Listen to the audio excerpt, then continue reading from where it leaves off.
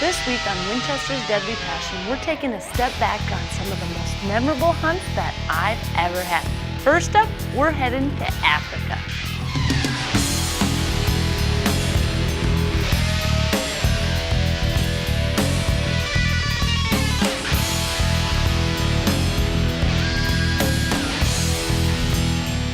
South Africa is an extremely game-rich environment, but it's tough hunting. And the reason why? The cover is so thick. It is really tough because you may see just a little tip of a horn or a flash of an animal going through, but to get a good shot, to be able to see those vitals and see what's going on, well, it is tough. But that's why I brought my bow, and that's why I love water holes.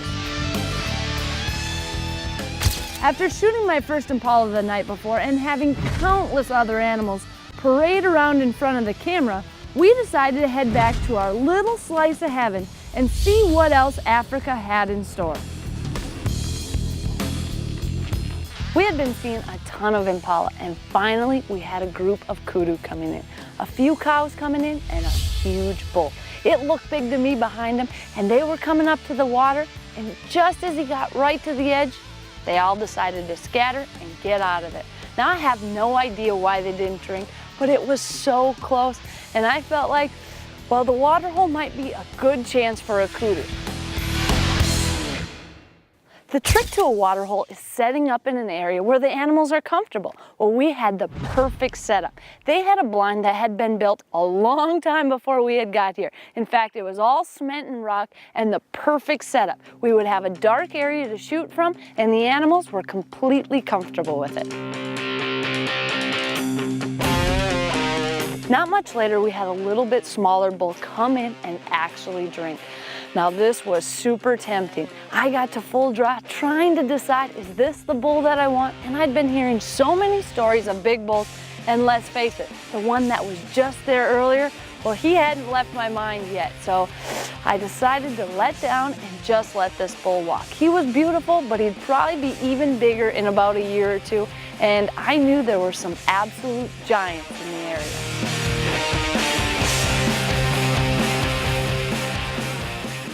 We had a lone cow come in, and I really was excited. My adrenaline was pumping, and I thought there'd be a bull right behind her, but no such luck. She walked away, and there we were waiting for a bull, and nothing else came. Not even a half hour later, and we caught a glimpse of a kudu bull coming into the water. He was a jaw dropper right from the beginning. As soon as I saw him, I knew there's no question, this is a shooter. As he slowly made his way to the water, he went right in and got a drink. But after his first drink, you could tell. He seemed nervous, and I wasn't sure why. He kept looking over at my little GoPro camera, and I was hoping, as cool as the footage would probably be, I didn't want it to spook him. As he went down for another drink, he decided no way, and picked up his head, and he looked like he was leaving. Now I knew this was my shot.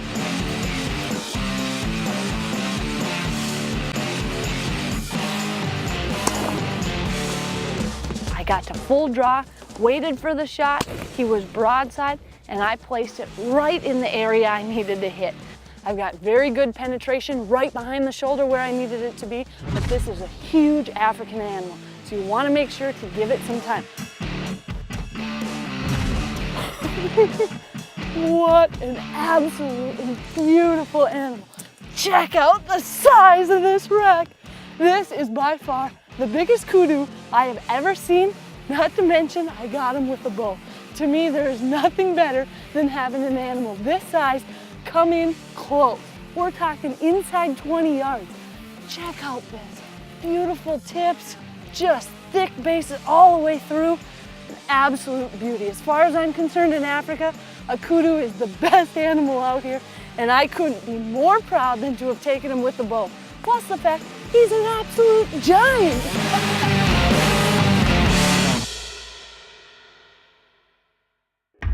Winchester's Deadly Passion is presented by Winchester, the American legend. Matthews, catch us if you can. Cuddyback Digital. Bog Pod, versatility defined. Easton, expect the best. Winchester repeating arms. And Hunter Safety System. So next, we're headed to my favorite big buck location. After sitting on the first stand location and seeing what came out that evening, I decided I was in for a change. I had set so many different places up that it was hard to stay in one location. So I decided to head to another field and sit on a U-shaped turnip field mixed with buck forage oats. Now this place has produced giant bucks. You're not always going to see the number of deer you'll see on other places, but when you see bucks, usually they're a whopper. Once 3 o'clock or so came, deer started coming onto the field. In fact, I had several does come out and bed right in the middle of the food plot. Talk about a perfect decoy setup. And then I saw a buck. I'm watching this guy coming through the back just like the bigger bucks do. They don't always walk right out onto the field if they want to maybe scent check the does or just see what's going on. They'll usually stay in cover without exposing themselves. And that's exactly what this guy did. He was just inching along the sides, watching the deer, and I looked at him and he was nice. Very nice, big rack, but no brows. Now this wasn't quite the buck I was looking for, but it definitely got my spirits up knowing that the bucks were probably on their feet and I had all the decoys needed right in my field. I don't know, might be making a big mistake here, but if I am, I'll go home without a tag and guess I don't get any venison this year. When you're hunting in December, the weather can change in an instant. And unluckily for me, it started snowing, raining, just turning into a nasty day. Now this is a farm where you're not going to see a ton of deer. You're going to see a couple, but guess what? I don't have a ton of tags. I've got one buck tag. And my cutty back has been sitting out, and it's telling me there are some giants here. There's one that's palmated, a drop tine, another huge frame buck. Basically, any of those will do. And that's kind of what's been giving me the confidence to keep passing these bucks, which I normally would have probably shot. There's no way I'd be on day 3 and let a buck like that walk by. But having a trail camera, I know what's here. It's not that maybe someone's seen them, oh, they think it's a 170, 180, 190. I've seen the pictures. He's a giant. Now, I just gotta wait. And that's the tough part. As the sun started setting, I looked over and I saw a buck right in the field.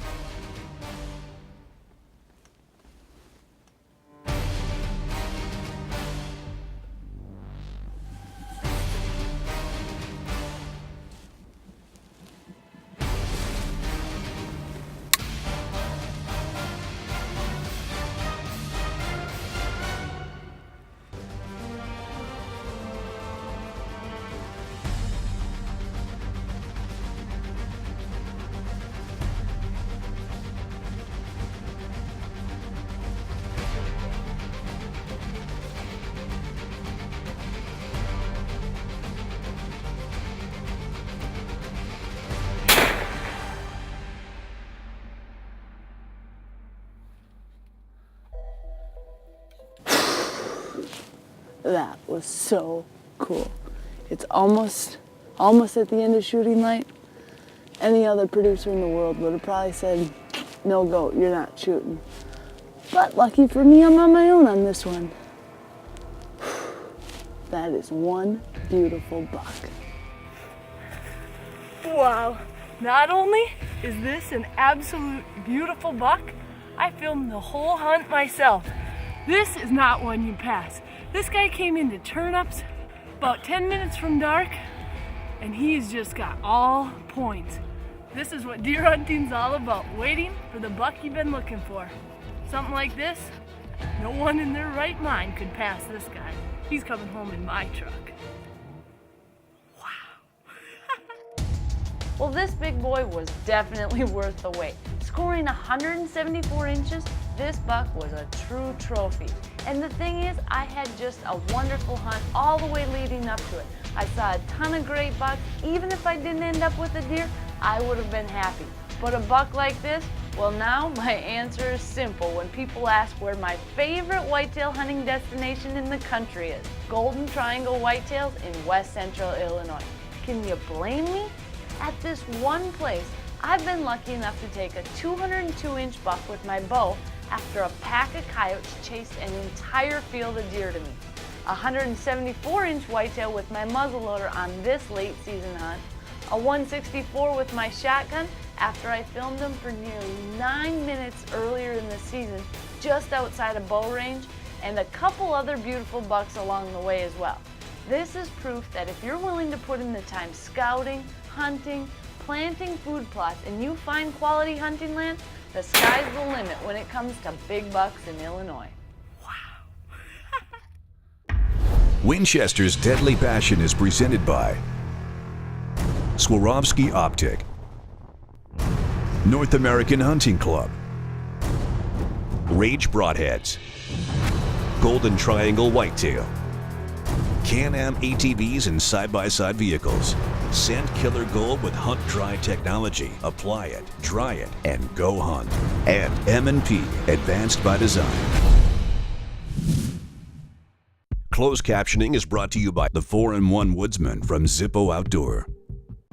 There's not much that can give you as much of an adrenaline rush as a 1,000-pound gator on the end of your line. With all the recent activity with swamp people, they've really brought to light the fun of gator hunting. Now the thing about hunting Louisiana, well, it's a little bit of a crapshoot because when you get one on a hook, well, there's no catch and release, so you need Lady Luck on your side. That means it's almost like trapping.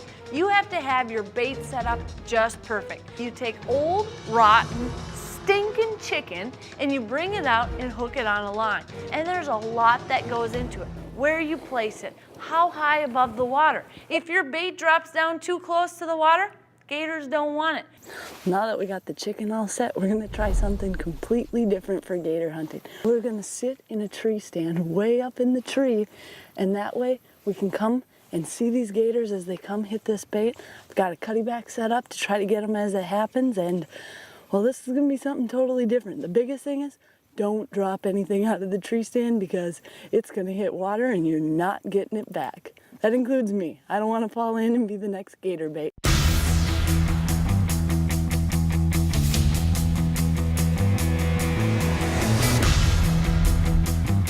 Now I'm talking sky high. We wanted to make sure that we could see everything that was going on and not spook any of the gators. About midday on the second day of sitting there, we had a gator come into the bait. Now this gator wasn't huge, but he put on quite a show.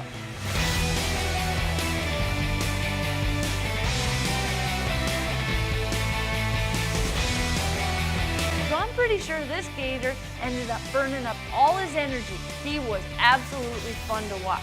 Now we were up high enough that we could also see another gator sunning himself out on a log. Now unfortunately, nothing came to where my cutty back was set up, but we decided to start doing a little scouting. We wanted to find an area that gators were frequenting. Well, Alan found the absolute perfect place. A section of land where all the gators actually had made a slide, coming from the land back into the water. This was as good as a buck rub. We knew there were big gators in the area, so it seemed like a perfect place to set up our bait. Well, I was pretty confident we had found the money spot. Getting in the boat the next morning, I had a great feeling. We got up to our spot and we started looking, and not only was the branch down, the entire tree seemed to be in the water. Now my first thoughts are, what kind of a gator did we get ourselves into?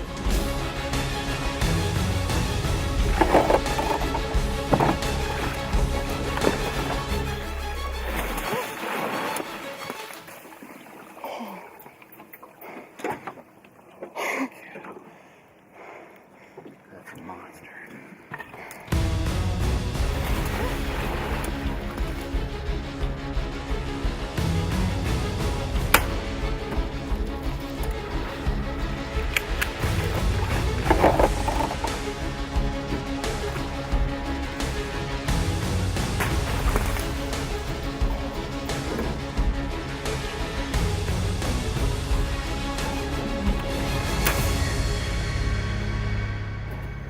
need a bigger bow.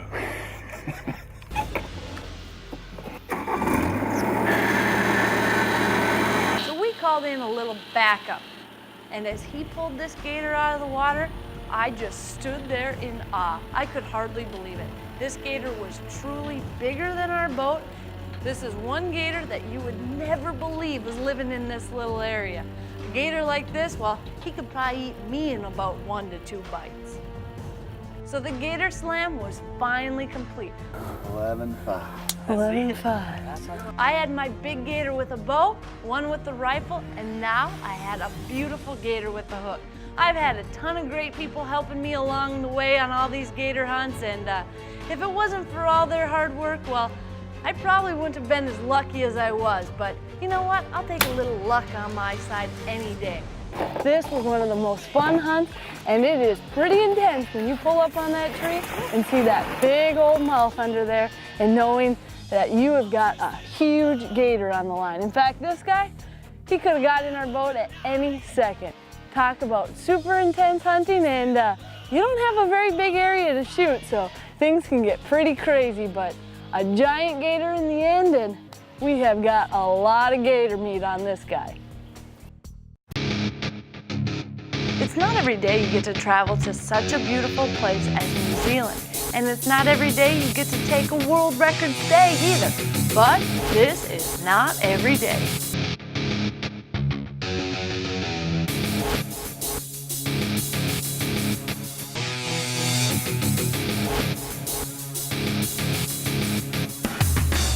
Yeah, it looks good. He's there. He's where he was last night. He's grazing away from us. The wind's perfect.